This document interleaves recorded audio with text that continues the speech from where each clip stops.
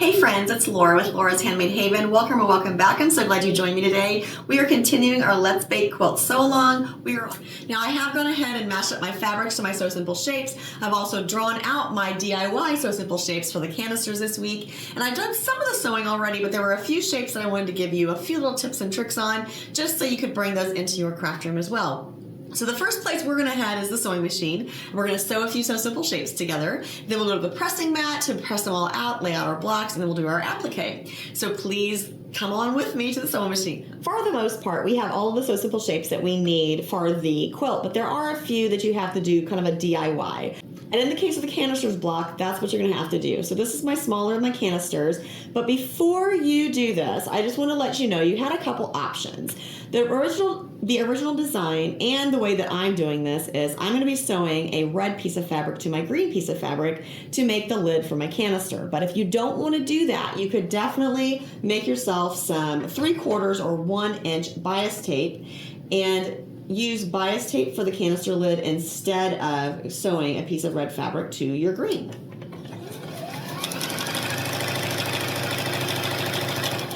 So for the canisters, if you follow the original design, what you're going to do is you're going to sew the red to the green, and this is the lid. Now when I do this, the other thing I'm going to do is just kind of finger press this so the seam is towards the bottom of the canister, so it's pointing towards the green. If you want to make sure this doesn't move at all and it is exactly precise, then definitely go ahead and draw a line and pin this into place. But I am going to just kind of be a rebel, I guess, and I'm going to go ahead and sew this without pins and without a line. I did this with the larger canister. To be quite honest, most of my shapes are already sewn and turned this week, but there were a few of them that I thought, well, people may want to know a little tip or trick for that. Or a little modification, like in this case. Now, if you were going to use a bias tape, you would just sew this onto your green piece of fabric, and then when you went to lay out your block, you put your bias tape over the top. All right, so by this point in time, I would assume that most of you have seen at least one of the other videos where I cut out Sew Simple shapes. But I'm just going to go through this really quickly, just in case. You want to trim your shapes between 1/8 to 1/4 of an inch away from your seam. Do not cut through the seam of your shape because that's what's going to give you that nice finished edge. And then you're just going to use either a seam ripper or some sharp pointed scissors to cut through just the interfacing, not the fabric, and then flip out your shape. Now on rectangles and squares and things with corners like that, what you want to do is cut across the corner and then straight with the sides. But anytime you have a corner, if you cut across the corner, then you're just reducing the amount of fabric that will be in the corner when you turn it out. Just reduces the bulk and gives you a much nicer, flatter shape when you're ready to press it and applique it down. Same deal with the cupcake bottoms and tops. You're just going to trim within 1/4 of an inch of your seam and then flip them out. But see how I have cut diagonally across the corner there? That's what's going to reduce the bulk of my fabric. When I go to turn this out, it's not going to be like really bumpy and lumpy and bulky in the corner. Or at least not quite as bad. You're still going to have a little bit there. But really with your machine, if you're doing machine applique, you will be able to kind of smush that down and you won't ever see it. That's why your corners don't necessarily have to be super pointy either, because the machine applique will help you get that nice point. And then here's our cupcake top. Again, we're just going to cut through the interfacing, not the fabric, and then flip the shape out. And then we're going to use our 2-point turner to smooth the edges. The other shape that I wanted, actually I have 2 other shapes that I want to talk to you about, and both of them in the hand mixer. This one was a very long piece in the Sew Simple shapes, and then they have you just use a little bit of this, but they have you cut the fabric for the full length, which makes no sense to me. So I've adjusted the cheat sheet to have a piece of fabric that's just long enough for the piece that you're actually going to use and sew. So you're going to mark the shape down and then sew it, and this is like the inset of the handle on the hand mixer. And again, I'm just cutting at a diagonal across those corners to reduce the bulk in the corners on my shape. And slipping my scissors in through interfacing, and then we'll turn this out. So the last shape I want to talk to you about is the actual body of the hand mixer, and it's because this is a 1/4 inch bias tape that goes across here for that little stripe on the hand mixer. And I did go ahead and put this on my fabric, and I sewed it into the interfacing before I turned it, and that is how the original design showed you to do it. However, if you don't want to do that, if you don't feel comfortable doing that, there is no reason why you can't just sew this shape, turn it, and then glue your bias tape across there, and just wrap it around to the back, and you'll have the same exact result. So whichever one you feel most comfortable with, do it. We're going to lay out our canisters block first, and this has basically 4 shapes to it. You have your 2 canisters and then your 2 labels. Now, I did not show you this time how I did the flour and sugar. However, I will tell you that if you go back and look at the video where I did the cocoa and the milk, then you will know exactly how I did the flour and sugar. I'm just using a satin stitch on my machine, and that is working marvelously for me to get these little labels and things machine embroidered instead of hand embroidery. Now this block has an unfinished size of 8.5 by 6.5, so I'm just going to use my 8.5 inch ruler and make sure that I have them aligned correctly. I'm just going to move the sugar just a little bit away from the flour, just because I want to take up more of the real estate basically on my block. And I'm going to go ahead and glue my flour into place. But before I glue my sugar into place, I'm going to use my ruler to make sure they're level on the bottom.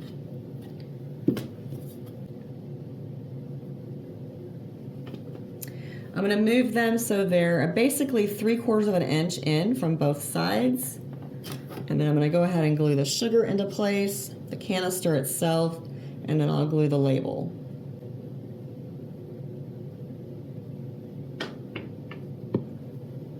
All right, so there's our canister block. I'm going to tackle the cupcake block next.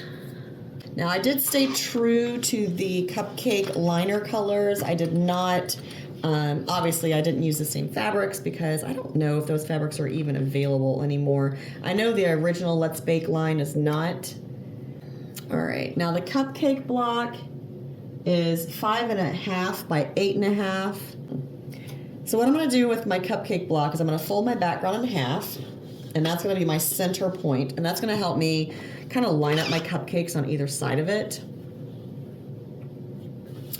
And it's 5.5 by 8.5, so I will simply lay my ruler on here. Half of 5.5 is, oh goodness, 2 3/4. So I'm going to put 2 3/4 right on that line all the way down.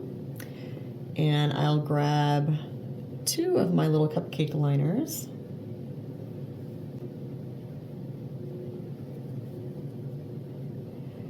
And the little cupcake tops really do just kind of sit right on top of there. And then before I glue anything down, I'm just going to move down the row to make sure I can get all my little cupcakes on there.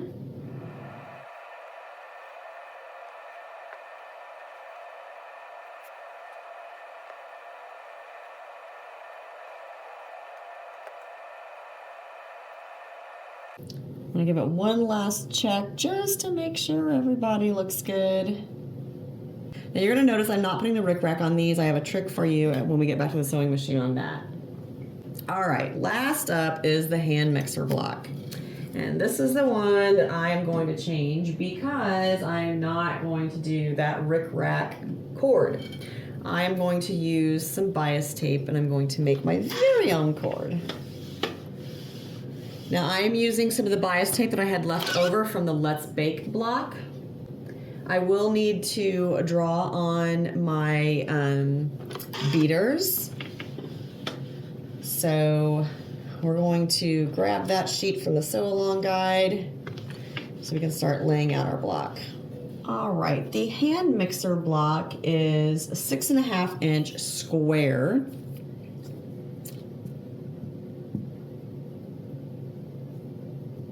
And I'm just lining that up with the page from the sew along guide. Same thing for the plug.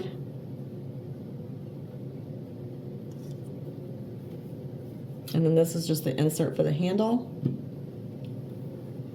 So the first thing I'm going to do is just draw my line here that tells me where my cord is going to go. Now, the one thing I am going to do though is I am not going to put that little loop in there because I am working with bias tape and not the rickrack trim.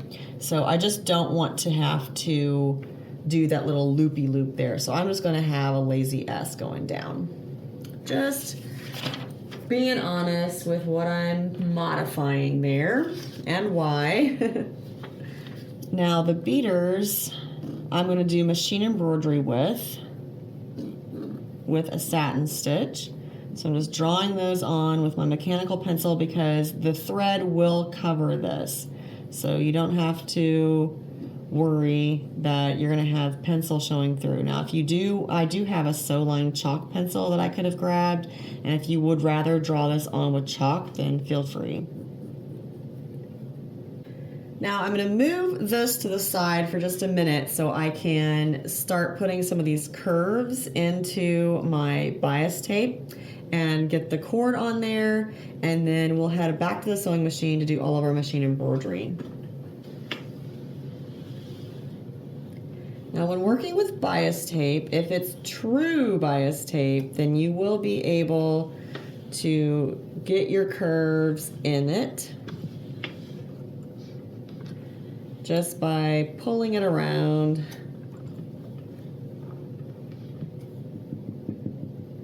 Now if you watched my mixer video, you'll know that I also used the bias tape to do the little ends of the plug. I'm not going to do that on the hand mixer.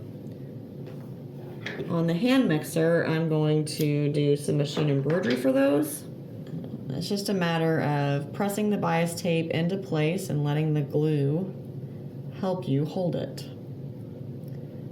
It may not be perfectly flat, but what cord have you seen that is perfectly smooth, right?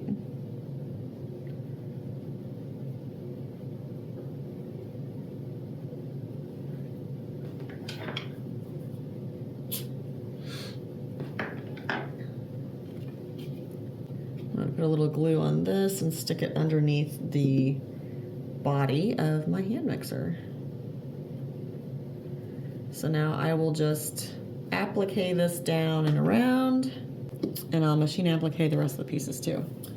We are starting with our applique, and we're going to start with the simplest of the blocks we have this week. So we're doing our canisters block, and just in case you haven't heard me give this little tip before, if you're working with an applique piece that has like a little circle or an oval in the middle, I kind of like starting with that and then working my way out. And that's kind of backwards from some of the other blocks that I do when I try to do bottom to top.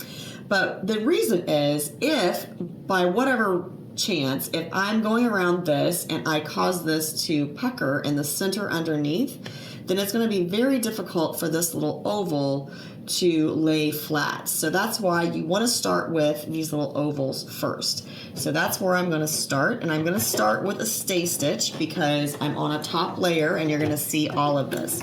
So you want to make sure that you lock your stitch. I prefer the stay stitch to the back stitch because you don't go over your thread and you don't get any shadowing or a darker piece in your applique then, because you know you're double stitching in that area or whatever, right? So just, you know, just a little tip there. Now I'll do the canister, and I'll repeat the same process for the flower.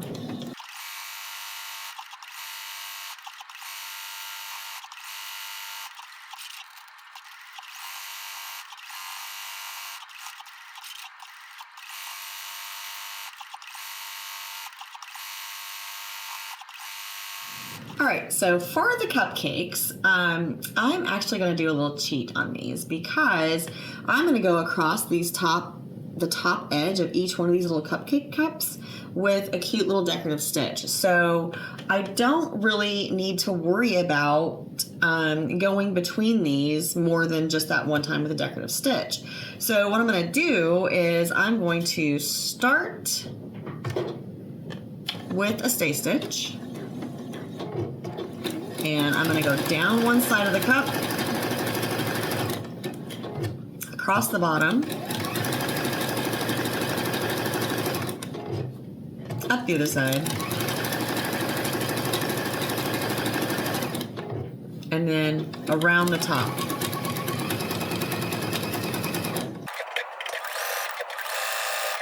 And just so I don't have to go switching back and forth between stitches so much, I'm gonna go ahead and do all 6 of my cupcakes like that, and then I'll come back and do the decorative stitch that I choose.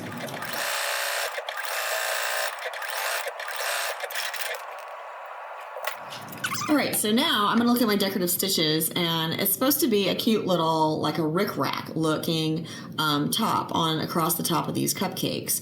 So I'm just gonna kind of look at the stitches and decide what I think I could do to make it look like that without having to, you know, hand stitch it or put a rickrack trim there. So I think I'm gonna go with this stitch right here. So I'm gonna bring that up on my Juki and stitch across my cupcakes. Now, since I know that in some of the other episodes that you've seen that with me doing machine embroidery on a block, I put some stabilizer behind it. But since this has the background fabric and both of these pieces both have interfacing, I'm not going to do that for this one. And I'm using my clear presser foot here that has a triangle in the middle. I'm going to run that right at the top edge of this, so I have that little design on both the cupcake and the cup. So like the cake and the cup part. And I'm really just going to let the machine guide this through. I'm going to try to keep it, you know, aligned, but I'm not going to force it. I'm not going to pull it or push it through. Start with a stay stitch, of course.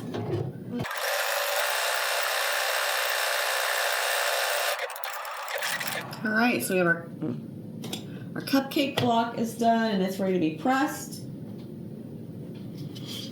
The last one we have to do is the hand mixer, and we're gonna start with our embroidery for the mixer beaters.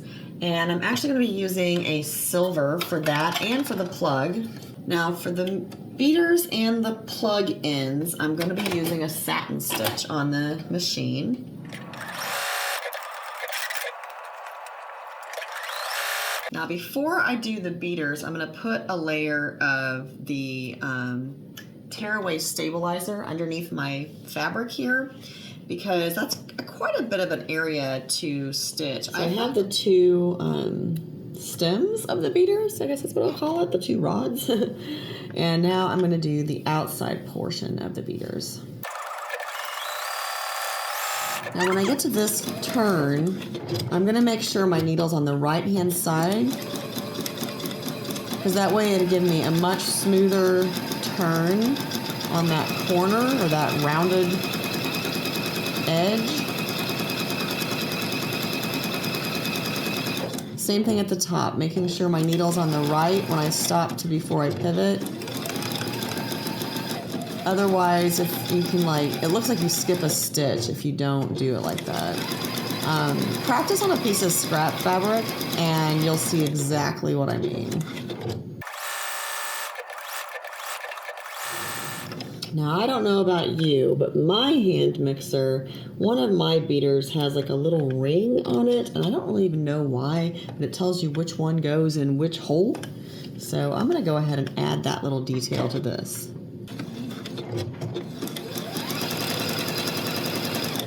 Just a tiny modification and customization for my hand mixer block. All right, now that we have our machine embroidery done, we can just go back to our applique little zigzag. I'm going to start with the cord.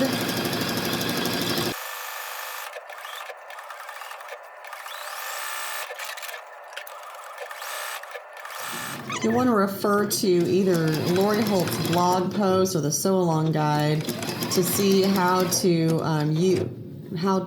alter that oval into your little plug end. Now, same thing as when we did the canisters. I'm going to go ahead and sew this. I'm going to applique this piece on first.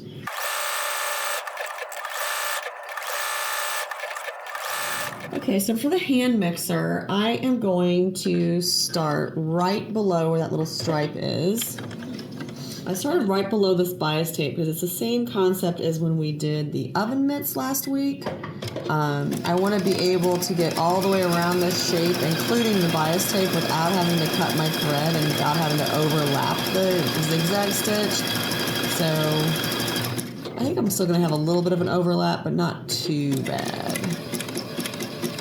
Go slow right here so you don't curl your bias tape up.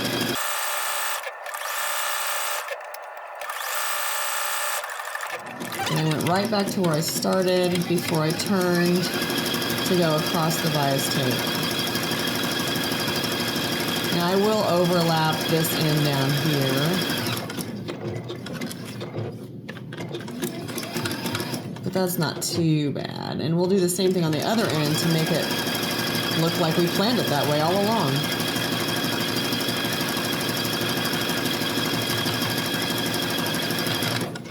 All right, we're gonna press these out, trim them up, and put them on the design wall.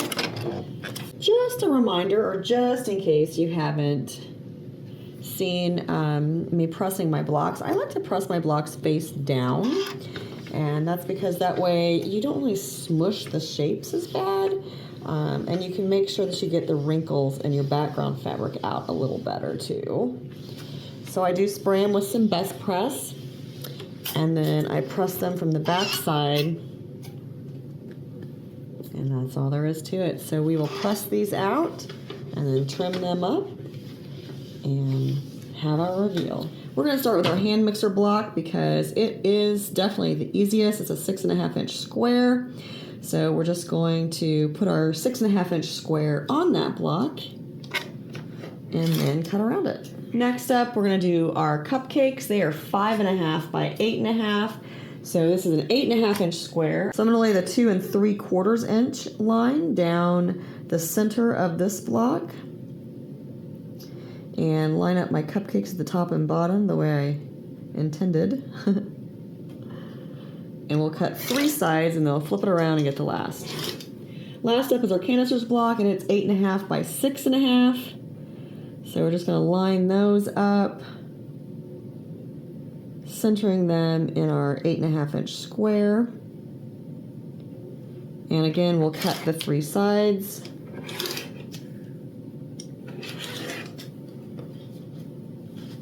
Turn the block around and cut our remaining side.